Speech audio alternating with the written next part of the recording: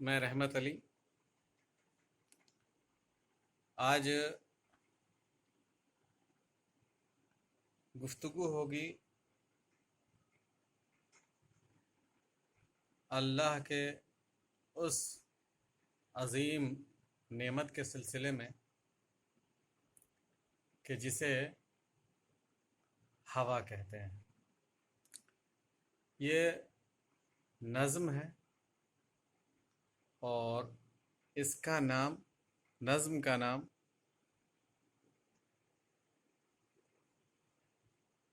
ہوا چلی۔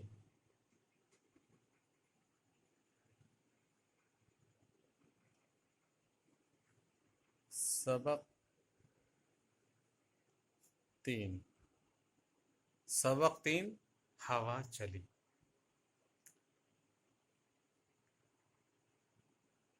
اس کے شاعر کا نام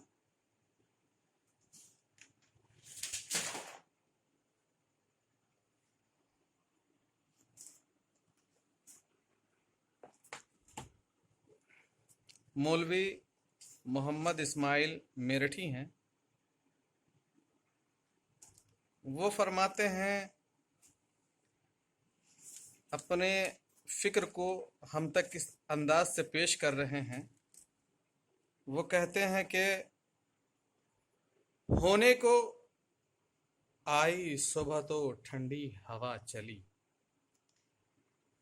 گفتگو ہو رہی ہے ہوا چلی کے اوپر، یعنی ہوا جو چلتی ہے تو اس سے کیا ہوتا ہے، کس انداز سے شاعر بیان کر رہے ہیں۔ وہ کہتے ہیں کہ ہونے کو آئی صبح تو ٹھنڈی ہوا چلی، کیا دھیمی دھیمی چال سے یہ خوش ادا چلی۔ ہوا کے چلنے کا احساس، مزہ اس وقت ہوتا ہے کہ جب صبح سویرے آپ اٹھ کر کے کسی پارک میں یا کسی ایسی جگہ پر جو خوشگوار جگہ ہو، وہاں پر اب جب صبح کے وقت جائیں گے تو اندازہ ہوگا کہ کس طریقے سے صبح کے باد صبا آپ کو سہلا کر کے نکل جاتی ہے۔ تو کہہ رہے ہیں کہ ہونے کو آئی صبح تو ٹھنڈی ہوا چلی، کیا دھیمی دھیمی چال سے یہ خوش ادا چلی۔ جب وہ صبح کے موسم میں ٹھنڈی ٹھنڈی ہوا چلتی ہے، اور وہ بھی آہستہ آہستہ، ہوا کئی طریقے سے چلتی ہے، کبھی بہت آہستہ اور کبھی بہت تیز۔ جب تیز ہوا چلتی ہے تو اسے ہم آندھی طوفان کہتے ہیں، اور جب آہستہ سے چلتی ہے تو ہماری زندگی کے لیے راحت بخش ہوتی ہے۔ ایسا نہیں ہے، کبھی کبھی گرمی کے موسم میں ایسا نظارہ سامنے آتا ہے کہ پیڑ پودے بالکل ہی ہلتے ہوئے نظر نہیں آتے۔ اس کا مطلب یہ نہیں کہ ہوا نہیں چل رہی ہے، ہوا چل رہی ہے، اس لیے کہ اگر ہوا نہیں چلے گی تو ہم سانس نہیں لے سکتے۔ کہہ رہے ہیں کہ کیا دھیمی دھیمی چال سے یہ خوش ادا چلی، لہرا دیا ہے کھیت کو ہلتی ہے بالیاں، پودے بھی جھومتے ہیں لچکتی ہے ڈالیاں۔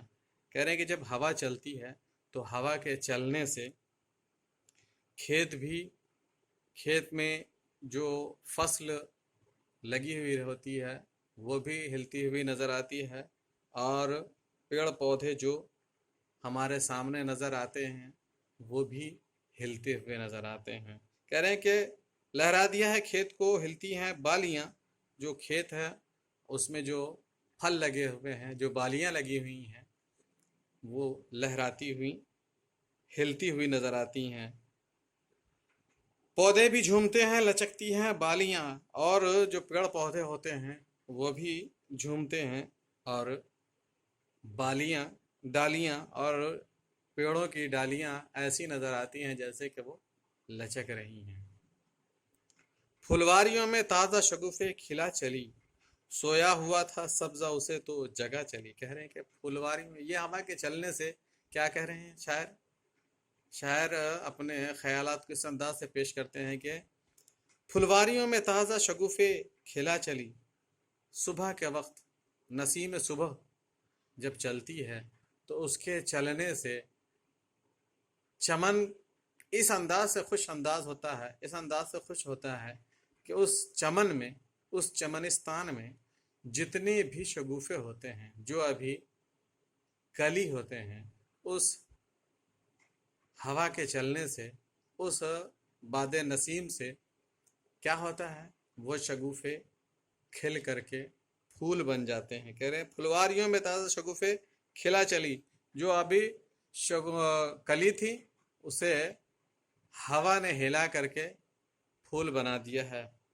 سویا ہوا تھا سبزہ اسے تو جگہ چلی، اور اسی چمنستان میں، اسی چمن میں جو سرسبز و شاداب ہریالی تھی، جو سوئے ہوئے خواب میں تھی، ہوا کے چلنے سے کیا ہوا، ہوا نے اسے جگا دیا ہے، ہوا نے اسے چونکا دیا ہے۔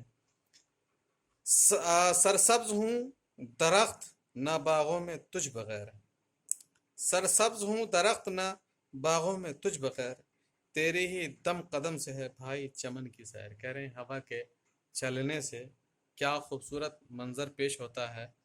سرسبز ہوں درخت نہ باغوں میں تجھ بغیر، اے ہوا اگر تو نہ ہو تو تیرے نہ ہونے سے باغ میں ہریالی نہیں آئے گی، باغ میں وہ رونق نہیں آئے گی، اور تیرے ہی چلنے کی وجہ سے، تیرے ہی ہونے کی وجہ سے کیا ہوتا ہے، لوگ چمن میں آتے ہیں اور چمن کی سیر کرتے ہیں۔ باغ میں، پھلواریوں میں اگر ہوا کا گزر نہ ہو تو پیڑ پودے سرسبز و شاداب جو نظر آ رہے ہیں وہ اس انداز سے نظر نہ آئے، وہ سب کے سب مرجھا جائیں۔ شاعر آگے کہتے ہیں کہ پڑ جائے اس جہان میں تیری اگر کمی، پڑ جائے اس جہان میں تیری اگر کمی، شاعر کہتے ہیں کہ اگر ہوا کی کمی ہو جائے، اگر ہوا اپنے جو مقدار ہے اگر اس میں کمی واقع ہو جائے تو پھر کیا ہوگا، کمی کے ہونے سے آفت آ جائے گی، بلائیں آ جائے گی، اس انداز سے۔ اور آج کل کا زمانہ تو ویسے ہی آفت والا زمانہ ہے۔ کہہ رہے ہیں کہ پڑ جائے اس جہاں میں تیری اگر کمی، اے ہوا اگر تیری کمی ہو جائے گی تو اس سے نقصان کیا ہوگا، اس سے نقصان یہ ہوگا کہ چوپایا کوئی زندہ بچے اور نہ آدمی، تمہارے نہ ہونے سے نہ آدمی اور نہ چوپایا اس جہان میں باقی بچے گا، یہ پورا جہان ختم ہو جائے گا، یہ جہان رہنے لائق نہیں رہے گا، اس لیے کہ جب کوئی زندہ رہے گا ہی نہیں، جو بھی یہاں رہنے والے ہوں گے وہ سب ختم ہو چکے ہوں گے۔ کہہ رہے چوپایا کوئی زندہ بچے اور نہ آدمی، چڑیوں کو یہ اڑان کی طاقت کہاں رہے۔ کہہ رہے ہیں کہ چڑیوں کو یہ اڑان کی طاقت کہاں رہے، اے ہوا اگر تو نہ رہے تو تیرے نہ رہنے سے کیا نقصان ہوگا، کیا ایک تو جانور نہیں رہیں گے، انسان نہیں رہیں گے، اور جو چڑیوں کو یہ اڑان کی طاقت کہاں رہے اگر تو نہ رہے۔ شاعر کیا کہہ رہے ہیں، شاعر کہہ رہے ہیں کہ اے ہوا اگر تو نہ رہے تو یہ انسان نہ رہے، یہ جانور نہ رہے، یہ پرندے جو آسمان میں اپنے پروں کو پھیلا کر کے ایک جگہ سے دوسری جگہ پرواز کرتے ہیں، اڑتے ہیں، وہ اپنی پرواز کو بھول جائیں گے، اس لیے کہ اس کی پرواز کی طاقت کس کی وجہ سے ہے، وہ پرواز کسی اور کی وجہ سے نہیں، بلکہ وہ پرواز صرف اور صرف ہوا کی وجہ سے ہے۔ پھر کائیں کائیں ہو نہ غٹرگوں نہ چہچہے، کہہ رہے ہیں کہ اے ہوا اگر تو نہ چلے تو یہ کائیں کائیں بھی نہ ہو، اور نہ غٹرگوں نہ چہچہے، نہ کہیں غٹرگوں نظر آئے گی، غٹرگوں کی آواز آئے گی، اور نہ کہیں چڑیوں کی چہچہانے کی آواز آئے گی۔ شاعر آخری شعر میں کہتے ہیں کہ بندوں کو چاہیے کہ کریں بندگی ادا، شاعر کہہ رہے ہیں کہ بندوں کو چاہیے کہ کریں بندگی ادا، پروردگار عالم نے جتنے بھی انسان کو خلق کیا ہے ان کو چاہیے، کیا چاہیے؟ ان کو چاہیے کہ جب اللہ نے انہیں پیدا کیا ہے تو وہ جس مقصد کے لیے پیدا کیا ہے اس مقصد کو پورا کریں اور اپنی بندگی کو ادا کریں۔ بندوں کو چاہیے کہ کریں بندگی ادا۔ بندگی کیا ادا ہوگی، کس انداز سے ادا ہوگی؟ اللہ نے کس مقصد کے لیے پیدا کیا ہے؟ اللہ نے کہا ہے، کیا کہا ہے؟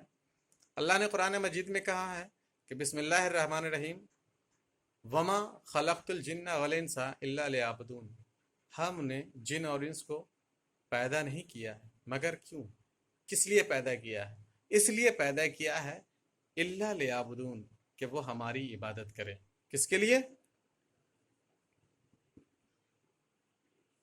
عبادت کے لیے۔ تو ہم انسانوں کو عبادت کے لیے پیدا کیا ہے، اور عبادت جب تک ہم عبادت نہیں کریں گے اللہ کی بندگی نہیں ہوں گی۔ اللہ اپنے بندوں کو عبادت کرنے کے لیے پیدا کیا ہے، اور جب تک ہم عبادت نہیں کریں گے وہ بندگی ادا نہیں ہوگی۔ آج کے زمانے میں نہ جانے کتنے افراد ایسے ہیں کہ اللہ کی بندگی یعنی عبادت کرتے ہیں۔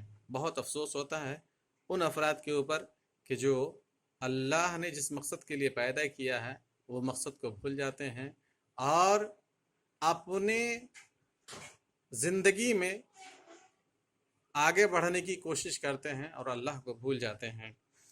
کہہ رہے بندوں کو چاہیے کہ کرے بندگی ادا اس کی کہ جس کے حکم سے چلتی ہے یہ صدا، اور اسی کے حکم سے، کس کے حکم سے؟ پروردگار کے حکم سے ہوا چلتی ہے، اور اگر پروردگار ہوا کو نہ چلائے تو یہ کبھی نہیں چل سکتی۔ کہہ رہے ہیں کہ یہ ہوا جو چل رہی ہے اسی پروردگار کے حکم سے چل رہی ہے اور ہمیشہ اسی پروردگار کے حکم سے چلتی رہے گی۔ شاعر کا نام مولوی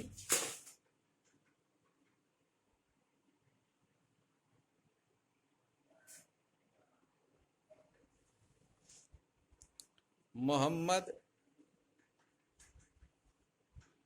اسماعیل میرٹھی۔